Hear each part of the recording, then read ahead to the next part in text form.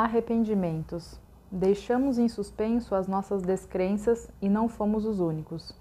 Neil Peart. Olhar para trás diante da finitude é o que traz mais inquietação. Diante da consciência da morte, olhamos para a vida que tivemos até aquele momento e repensamos nossas escolhas. Chega aquele momento em que pensamos: será que eu vim pelo caminho certo?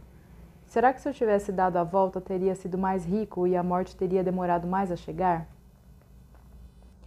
A primeira pergunta que nos fazemos quando confrontamos com a finitude é: será que havia algum jeito de não estar ali? Vêm à nossa mente ideias como: se eu não tivesse fumado, não teria câncer de pulmão. Se eu não tivesse dirigido bêbado, não estaria aqui. Se eu tivesse vivido de um jeito mais saudável, não estaria agora com as coronárias entupidas. Se eu não tivesse nascido nessa família, não teria essa doença. Quando temos tempo, podemos fazer uma nova escolha, pois o arrependimento pressupõe que ainda é possível fazer um retorno e seguir adiante pelo caminho que passamos a considerar certo. Quando não temos tempo, porém, o arrependimento é clássico. Erramos e estamos condenados. Esquecemos que quando fizemos aquela escolha, que hoje julgamos errada, nem nos demos conta de que estávamos indo para o lado errado. No livro Antes de Partir, uma vida transformada pelo convívio com pessoas diante da morte, a enfermeira australiana Bronnie Ware relata sua experiência com pacientes em fase final de vida, conhecidos como pacientes terminais. Em suas visitas domiciliares, ela começou a perceber que nas conversas que teve com pessoas à beira da morte, havia alguns discursos recorrentes ligados ao arrependimento. Bronnie descreve os 5 maiores arrependimentos das pessoas antes de morrer, e é muito precisa em sua descrição. Vejo mesmo no meu dia a dia com meus pacientes. O primeiro desses arrependimentos é: eu gostaria de ter priorizado as minhas escolhas em vez de ter feito escolhas para agradar os outros. Muita gente se arrepende disso, e quando a morte se aproxima, ao fazer o balanço de uma vida desperdiçada, quer de volta o tempo que entregou ao outro, aquele tempo em que fez coisas que acreditava serem boas para o outro. Só que ninguém pediu nada. A pessoa fez porque quis, pelos motivos mais nobres ou mais egoístas possíveis. Quase sempre, quando fazemos alguma coisa para agradar alguém, o fazemos por acreditar que assim contribuímos para a felicidade dessa pessoa. Nas entrelinhas, são escolhas para validar a nossa importância na vida desse alguém. No entanto, pensemos: usar nosso tempo de vida para nos tornarmos importantes na vida de outra pessoa é escolher um caminho bem torto para existir. Se podemos ser nós mesmos, e se isso fizer de nós seres amados apenas pelo que somos, isso é felicidade, é completude. No entanto, se precisamos nos tornar outra pessoa para nos considerarmos amados, há algo errado. É quase certo que nos arrependeremos. Não podemos ser aquilo que representamos para o outro. É um caminho muito perigoso. Voltando àquela situação de acompanhar alguém no momento da morte, é fundamental que se entenda: a pessoa não está morrendo para que nós nos sintamos úteis. Não é esse o propósito. Não está ali para nos dar a certeza de que servimos para alguma coisa. Ficar ao lado de alguém que está morrendo é muito maior do que a nossa existência. Nossa existência existe para existirmos, é tão simples como respirar. Só que ao longo da vida, terceirizamos os beneficiários das nossas decisões, oferecendo-as às pessoas que não pediram essa escolha. Por exemplo: então vou trabalhar muito porque quero dar o melhor para os meus filhos. Não vou comer, não vou dormir. Vou trabalhar de sol a sol para pagar uma escola muito cara para que eles possam ser médicos, engenheiros, advogados. Mas o filho quer ser artista, quer viajar e conhecer o mundo. Não damos valor às decisões que nossos filhos possam tomar, nem acreditamos em sua capacidade de tomá-las com discernimento. Não conversamos com eles nem buscamos caminhos que todos possam trilhar em direção de uma escolha mais verdadeira. Quando eles decidem algo diferente do que imaginamos, nossa frustração se manifesta pela indignação. Como assim? Eu me sacrifiquei tanto por você, que ingrato. Tive a oportunidade de cuidar de uma senhora com demência avançada que havia passado mais de 20 anos na cama, dependendo dos cuidados da filha. A filha gritava que a mãe não podia morrer. Eu dei a minha vida por ela. Quando tinha 20 anos, estava com casamento marcado, convites distribuídos, igreja pronta, tudo pago, e ela disse para mim: "Você vai me abandonar? A mim, que estou doente e velha?" E essa filha largou tudo. Cancelou o casamento, parou de estudar, tudo para tomar conta da mãe. E aí se passaram 35 anos.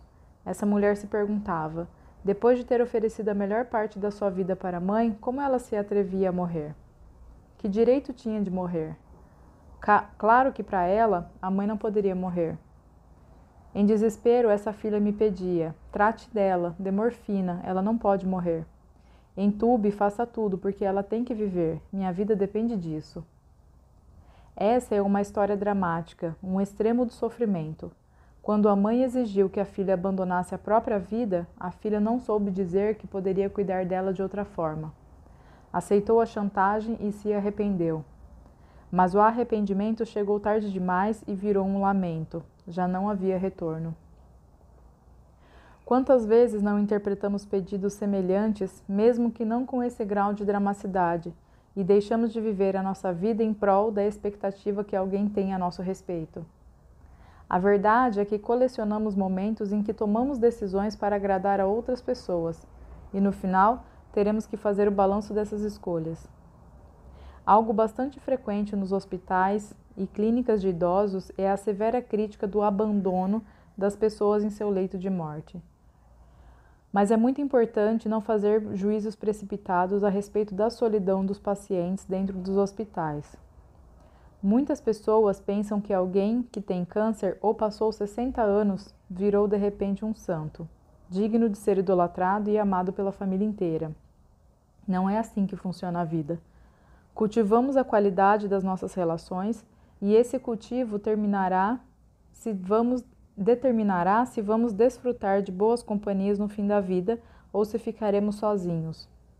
Qual é a verdadeira história de cada abandono? Quem é aquela pessoa que está no hospital? Quem seremos nós no hospital? Seremos um imenso poço vazio que só deu e nunca recebeu nada em troca. Se na vida fomos um poço vazio, vazio ele continuará às portas da morte. Será muito difícil reconstruir relações e viver histórias com sentido depois de um caminho tão longo, tão difícil, percorrido de forma tão concretamente cruel. Pode ser que no fim seja possível construir uma relação com os profissionais de saúde. Muitos morrem recebendo o amor das pessoas que cuidam delas. É bastante comum que no leito de um hospital, pessoas que foram consideradas difíceis ao longo de toda a vida acabem criando vínculos belíssimos conosco, os cuidadores e os profissionais de cuidados paliativos. Ainda assim, no momento em que alguém no leito de morte percebe que tomou decisões para fazer felizes outras pessoas que nada pediram e que, pior, não se satisfizeram com as decisões que ofereceu a elas, o arrependimento vem e dói demais. Uma dor que nenhuma morfina pode aplacar. Sentimentos sem máscaras. O amor me fere é debaixo do braço, de um vão entre as costelas. Atinge o meu coração é por esta via inclinada. Eu ponho o amor no pilão com cinza e grão roxo e soco. Macero ele, faço dele cataplasma e ponho sobre a ferida. Adélia Prado. Outro arrependimento que a enfermeira Bronnie menciona em seu livro e que percebo na minha prática cotidiana diz respeito a demonstrar sentimentos. Bronnie fala de amor especificamente, mas eu estendo essa definição para os sentimentos em geral, mesmo aqueles considerados ruins. Somos criados e educados para controlar a expressão dos nossos sentimentos. Para isso, usamos máscaras e disfarces. Para sermos aceitos, ouvidos e compreendidos, nos tornamos capazes de esconder muito do que sentimos. Acreditamos que ocultar sentimentos pode nos proteger. Ao longo da nossa vida, no convívio com o outro, sentimos muita dor. Por isso, criamos estratégias para nos defendermos do próximo sofrimento. Fiz isso e me machuquei. E, não quero que aconteça de novo, são pensamentos recorrentes que todos temos. De maneira tola, agimos como se todas as pessoas que passam pelo nosso caminho fossem clones da primeira que nos machucou.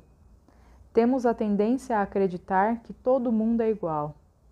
Há quem pense que o mundo inteiro está sendo pago para lhe fazer mal. Não é isso. Nem mesmo um inimigo nosso dedicaria a vida a essa missão. Todos querem ser felizes. Mesmo aquelas pessoas que nos fazem mal desejam o mesmo que nós, uma vida feliz, plena de realizações. Essa talvez seja a maior libertação que a filosofia budista me trouxe, compreender que todos querem ser felizes. Os piores e os melhores seres humanos têm esse desejo em comum comigo. Aprendi que ninguém no mundo nasceu só para me fazer infeliz. Quando temos medo da exposição, não dizemos o que sentimos, colocamos as máscaras. Ao longo da vida, colecionamos máscaras e usamos as que mais se adaptam ao nosso estilo. Se queremos ser aceitos, usamos a máscara de bonzinho, de solícito. Estamos sempre prontos a ajudar. Todos podem contar conosco. Somos adorados. Então chega o momento em que tiramos a máscara e todo mundo nos vê. Estamos nus de corpo e alma. Se fomos bons só para agradar, então terá chegado a hora de entender que precisaremos ser bons de verdade para enfrentar a solidão do fim da vida. De alguma forma, a verdade sempre aparece ao longo das nossas relações. Mesmo que nós mesmos não percebamos que estamos sendo falsos, a outra pessoa acaba por perceber. Nesse momento, ficamos sozinhos e existem muitas histórias assim no hospital. Histórias de pessoas que ajudaram muita gente e que agora se encontram ali, sozinhas. Mas elas ajudaram com um único objetivo, o de se sentirem seguras. Não construíram relações. A busca por segurança dentro do afeto é um buraco negro. É possível encontrar tudo ali, menos afeto verdadeiro. Usamos a máscara das boas relações e, no fim das contas, o que encontramos é a contracapa da nossa marca. Não demonstrar afeto como estratégia de defesa traz arrependimento, porque vivemos experiências e sentimentos muito intensos internamente, e os mantivemos presos dentro de nós. Privamos o outro de compartilhar nossos grandes vulcões de transformação, ignorando a verdade de que o outro é o que nos transforma. O encontro com as próprias expectativas, com as próprias reflexões, com os livros de autoajuda, as revelações que nos vêm durante uma palestra, nada adianta se não houver a troca com o outro. O mundo inteiro não tem grande potencial de transformação. O que tem esse potencial é o encontro verdadeiro com o outro, porque de outro ser humano talvez recebamos as chaves de algumas portas fechadas dentro de nós. Portas que guardam grandes revelações e segredos a nosso respeito. Eu posso ter a chave para abrir o seu coração.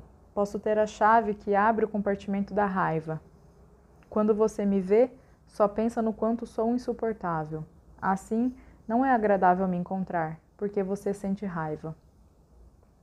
Da mesma forma, há pessoas que abrem espaços dentro de nós, revelando amor, paz e alegria. Todas essas emoções já habitam o nosso coração. Não posso lhe levar nada que você já não tenha. Muitos autores, escritores, pensadores disseram isso. Porém, o mais incrível é quando acontece diante dos nossos olhos, diante do nosso coração. Posso levar algo que você ainda não sabe que tem, porque tenho a chave. Eu ou outro ser humano, mas alguém fora de você fará de nós mesmos. Para mim, isso fica muito claro nesses encontros com a morte de quem cuido. Todos temos dentro de nós a essência da consciência através da morte. Se eu conseguir abrir a porta certa, todos encontrarão o mesmo que eu. A expressão do afeto é o que transforma, e nos sentimos plenos na vida se formos instrumento de transformação. Não importa se esses afetos são ou não são bons, fazer julgamento de valor sobre o que sentimos, dizer a nós mesmos: isso é bom sentir, ou isso não é bom sentir, pode ser muito perigoso nos tempos finais. Devo torcer pela morte da minha mãe? Posso sentir ódio do meu pai? Ou quero que essa pessoa que eu deveria amar tanto morra, São fruto de emoções que brotam espontaneamente, sem controle, e por meio do pensamento tentamos selecionar e decidir na consciência se são boas ou ruins, se podemos ou não sentir. Então, acreditamos que demonstrar afeto bom é válido, bonito e simpático, e demonstrar afeto ruim não é válido, nem bonito e nem simpático. Só que muitas vezes é por meio do afeto ruim que a transformação realmente se dá. Nem sempre alcançamos as pessoas ou somos alcançados pelo caminho suave da alegria.